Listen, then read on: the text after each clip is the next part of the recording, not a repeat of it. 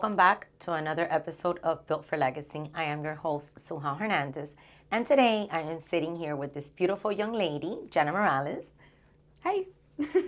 I know you guys have seen her before, but we spend a lot of time together and we see a lot of things that occur on our everyday, on our day to day. And, we wanted to come and talk to you guys a little bit about overcoming obstacles, right? Yes. So we all bump into obstacles daily. We all think that we cannot overcome. And, we just wanted to describe to you guys a little bit about how we do it on a work level and on a personal level. Absolutely. Why don't you tell us a little bit? I know this year has been hard for you. Yeah. And you've overcome a lot. Yes. I've seen you grow, which is a gift for me, because I don't know if some of you know it, but she's like my other little girl, my other little daughter. To see her grow and shine is, fills my heart with joy. So why don't you tell them a little bit? So this year I was in a relationship, and that relationship called for me to move to the Keys. We're based in Miami, Florida, in Kendall, and it was at that moment we were called to move to the Keys. And it was a very big transition for me because I have my family here in Miami. I have my job here in Miami. I've had my own apartment here in Miami. So in that relationship, I kind of thought, you know what, this is what's best for the both of us. My partner at the time, he got promoted within his job to go down to the Keys, and he discussed it with me. And after going back and forth, we decided ultimately that it was the best decision for us to go down there. And we were there. It was nice. It was a very big transition for me because I'm in the office 5 days a week, and then to go working mostly from home and then only coming to the office 2 days a week. I know that it took a toll on me, and obviously it took a toll on my, the people that I work with too, because I kind of keep this place running, behind the scenes with the paperwork and stuff. And if we're busy, I'll give me this, give me that. It's much easier to do it in person than it is over a screen. And then things happen, situations change, and I found myself having to come back to Miami. Again, I left my apartment that I lived in by myself. Having to retransition back into coming into the office 4 to 5 times a week. And it was kind of tough for me, at least, because you wrap your life around expectations of things that you think that are going to happen and how situations are going to happen in your life, and then when it doesn't happen like that, you kind of take a step back and you're like, what am I even doing? Where am I going? How am I supposed to, this is all that I knew. How do I continue to grow from this or after this, or who am I without being in this situation? So I found myself having to pick myself up again 6 months later. It was only in the Keys for 6 months. July, August, September, October, November. No, I was only in the Keys for 4 months.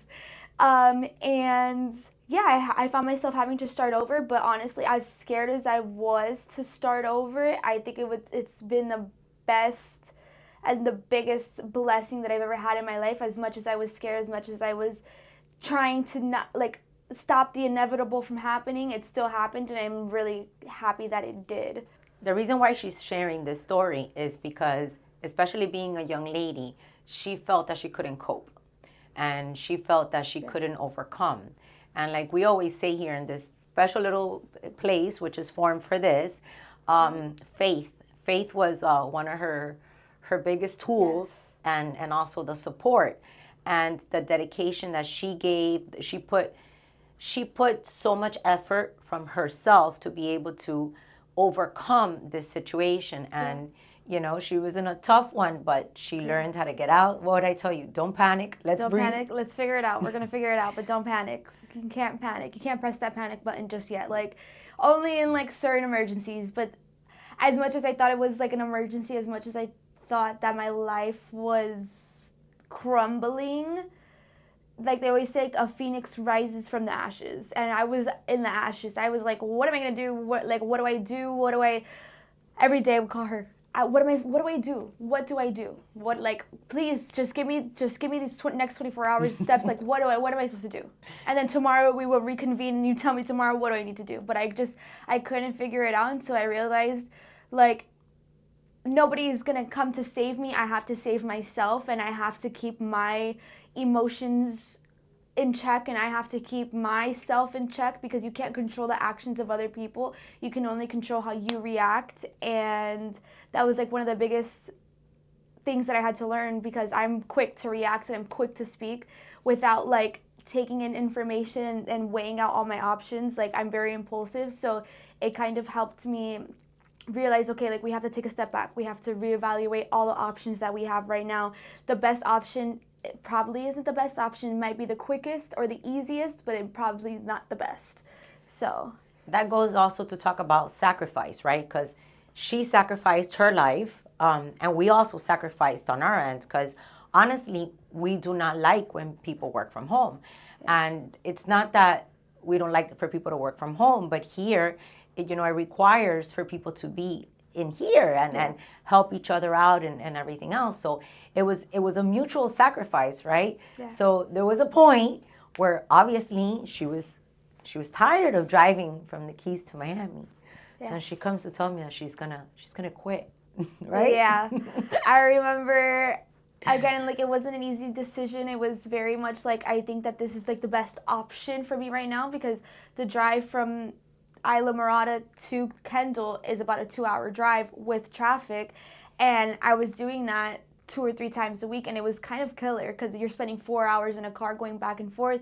And I evaluated with my partner at the time. I was like, I think it's best with gas, like with my living situation, that I just find a job down here. And so when I brought that up to Suheyl, she was like, no, you're not quitting. Like, and I was like, what do you mean? And I was like, yeah, like, I'm putting it, no, you're not. Like, you're not. And I'm so thankful that I didn't, because had I found a job down there, had I started my actual life down there, I would have been stuck down there, and it wouldn't have been so easy for me to just pack up all my things and move back how it was. So I'm very grateful that she decided to take a chance and tell me, you're not quitting. So the reason why I kind of did that was from a mother's point. And I did that because, sometimes you learn. The older you get, the more that you learn and the more that you see. So when she told me she wanted to make that decision, I was scared. My inside, that my mother instinct, even though I'm not her mom, she has an amazing mother. I was like, okay, this little girl is making a crazy decision, because if things don't work out, what is she going to do? So that's when you talk about impulsivity. So you cannot always, I am very impulsive. I am actually, I am guilty of that myself. I am.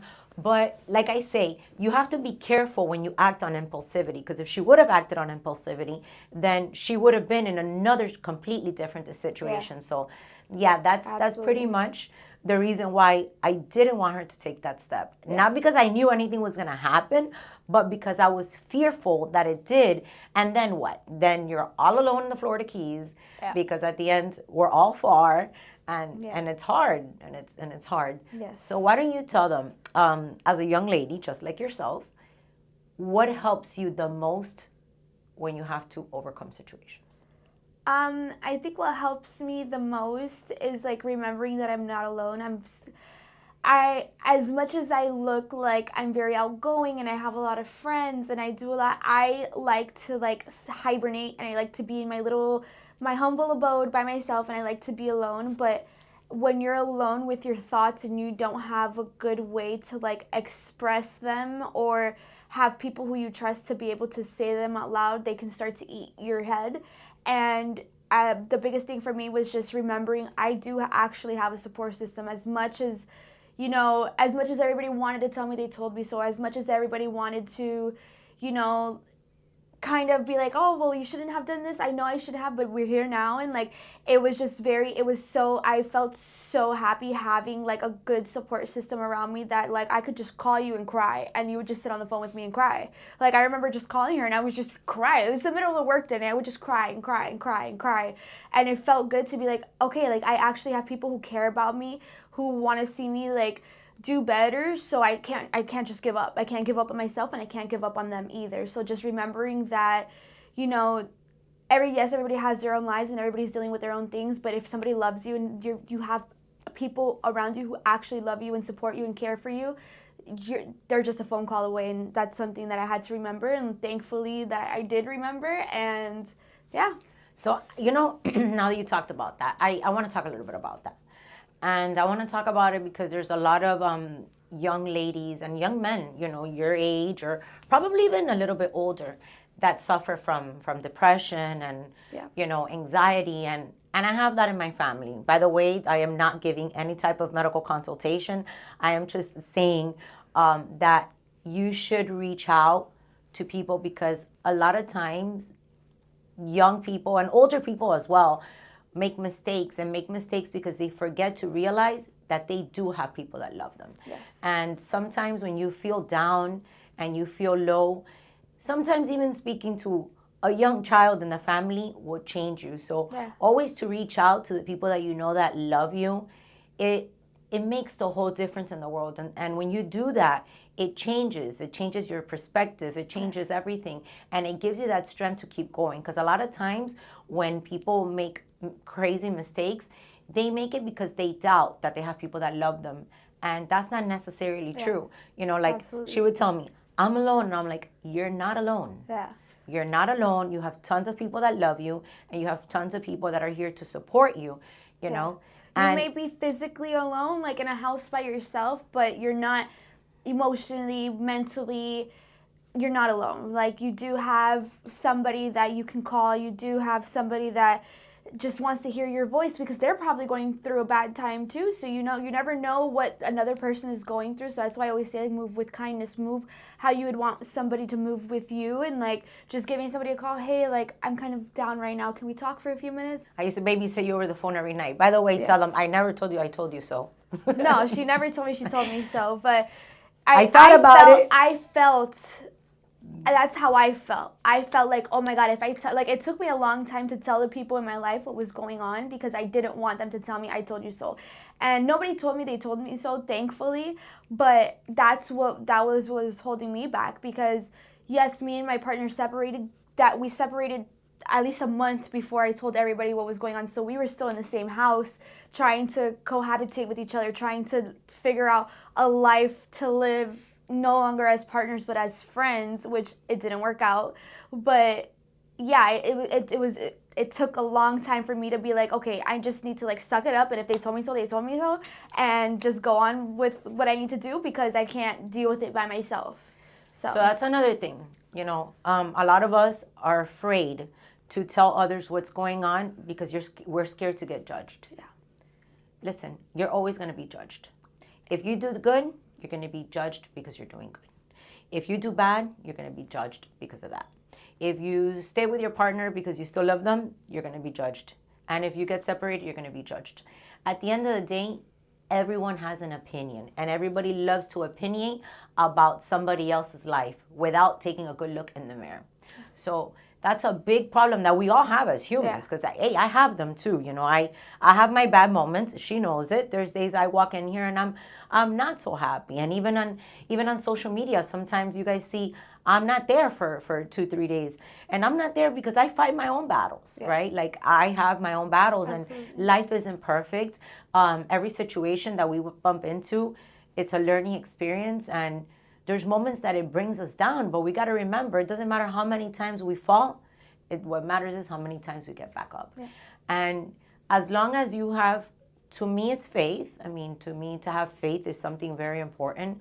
As long as you have faith, you have a support system, and you believe in yourself, like, I don't see why not be able to get out of anything. And, I have a story in my life, certain individuals that have overcome so many things, and I see, and I'm like, I've actually talked to her about it, right? Mm-hmm. There's something close, something very personal. Maybe one day I'll talk about it.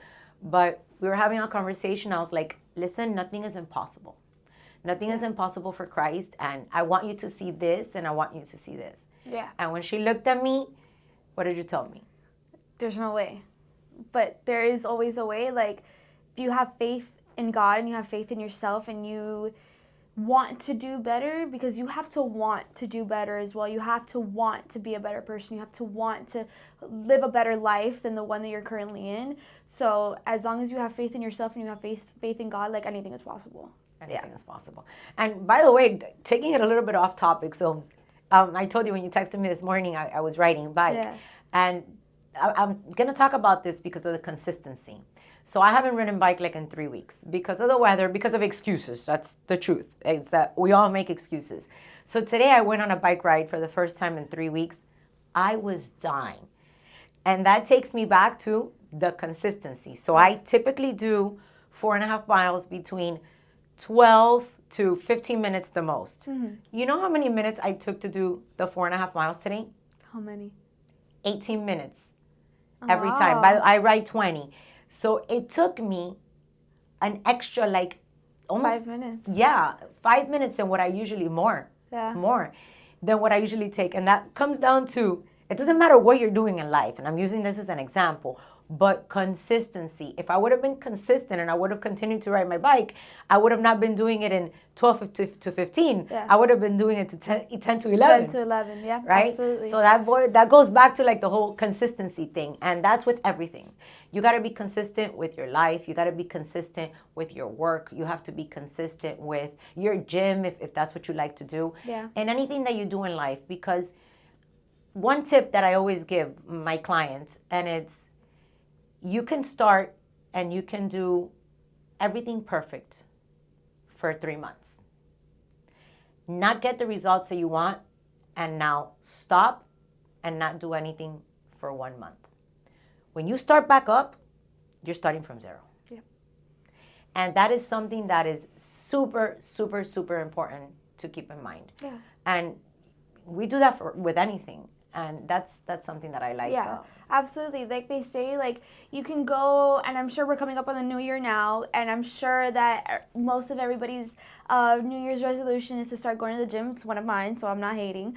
But you have to start and keep going, because the hardest part is not to start. The hardest part is to keep being consistent and keep going, because you can go the first day, but what about the second day? And what about the third day? And what about the fourth day?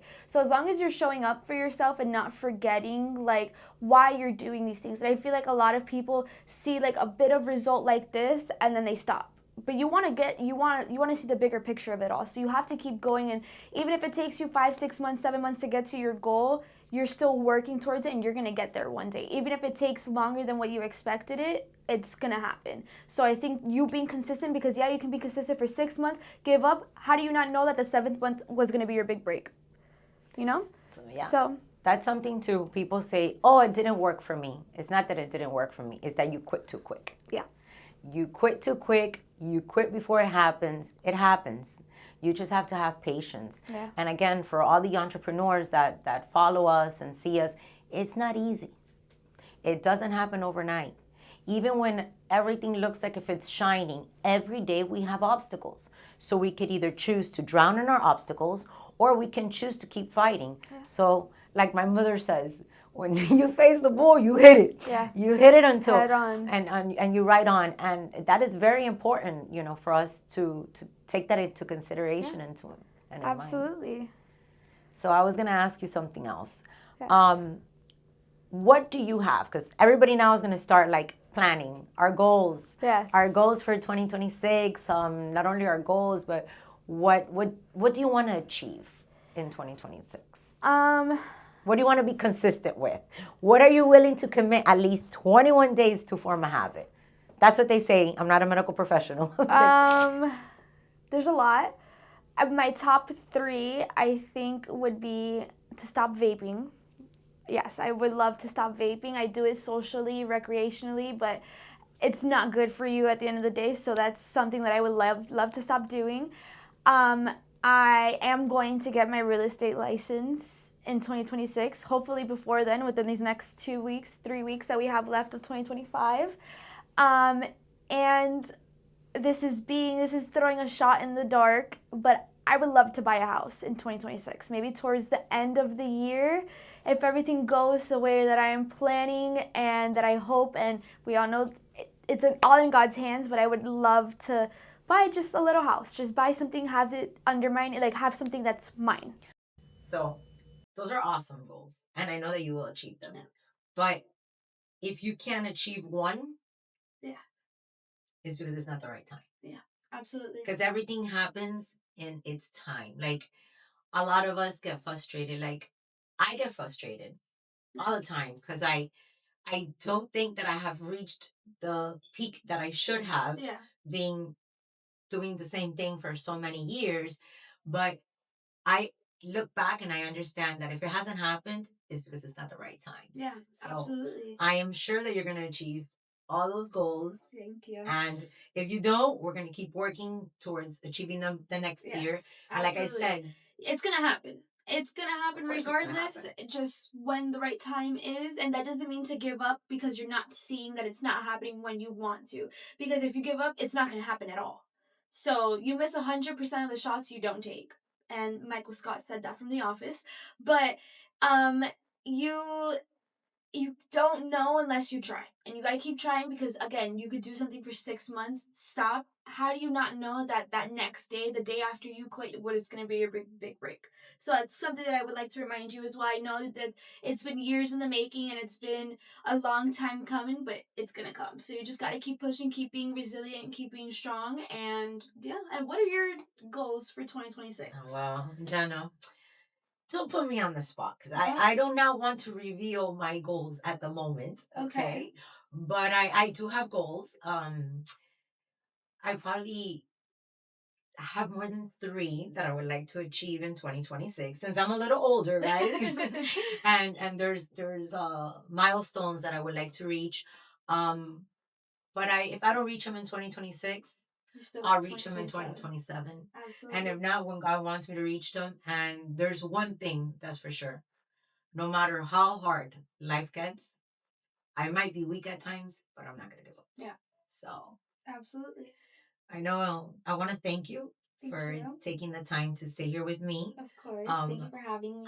I love sitting here with you because even though I know so much about you and I see, how far you have come, like, guys, I have to be proud of her. I have to, like, she would look at me and I'm like, relax.